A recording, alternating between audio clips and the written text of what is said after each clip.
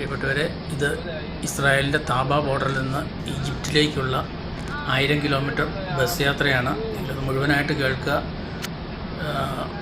സീനായ് മരുഭൂമിയിൽ നിന്ന് കോൺവോയ് ബേസിലാണ് ഈജിപ്തിലേക്ക് ബസ് പോകുന്നത്. ടൂറിസ്റ്റുകളുടെ ഒരു നിര കാണും. മുന്നിൽ ഒരു പട്ടാള ജീപ്പ് നമ്മുടെ സെക്യൂരിറ്റിക്ക് വേണ്ടിയിട്ടുണ്ട്. അതുപോലെ ഏറ്റവും പുറകിലത്തെ ബസ്സിൻ്റെ പുറകിലായിട്ട് ഒരു ജീപ്പ് കാണും, പട്ടാള ജീപ്പ്. പിന്നെ എല്ലാ ബസ്സിലും ഒരു തോക്കുധാരിയായ പട്ടാളക്കാരനുമുണ്ട്. ഏത് സമയം ഷൂട്ട് അറ്റ് സൈറ്റ് പെർമിഷനുള്ളവരാണ് ഇവരെല്ലാവരും. കാരണം ഈ മരുഭൂമി എന്ന് പറഞ്ഞാലും ഇടയ്ക്ക് ഗുഹകളൊക്കെ ഉണ്ട്.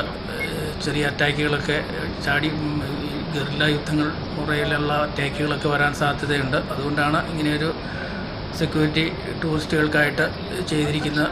നമ്മളതിൻ്റെ അകത്ത് ചിലവൊന്നുമില്ല, നമ്മുടെ പ്രൊട്ടക്ഷന് വേണ്ടി തന്നെയാണ് അവർ ഈ സെക്യൂരിറ്റി മെഷർമെൻറ്റ്സ്.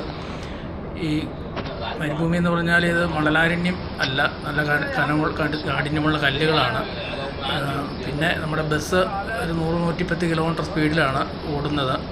ഫ്രണ്ടിലത്തെ മിറർ കാറ്റത്ത് സ്പീഡ് കൊണ്ട് തെറിച്ചു പോയി. നമുക്ക് ഇറങ്ങാനുള്ള പ്രൊവിഷനൊന്നുമില്ല.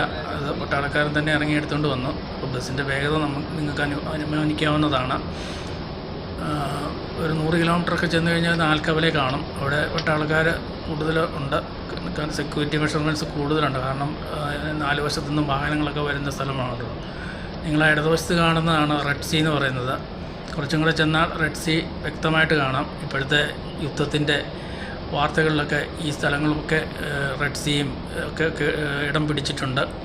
അതുപോലെ ഒരു 100 കിലോമീറ്റർ ചെല്ലുമ്പോഴും റെസ്റ്റ് ഏരിയ ഒക്കെ ഉണ്ട്.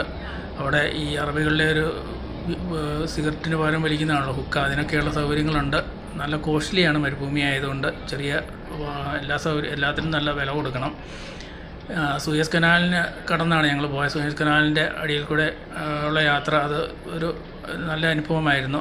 പക്ഷേ ഇറങ്ങാനൊന്നും പെർമിഷനില്ല, കനത്ത സെക്യൂരിറ്റിയാണ്. രാത്രി ആയതുകൊണ്ട് അതത്ര എൻജോയ് ചെയ്യാനും പറ്റിയില്ല.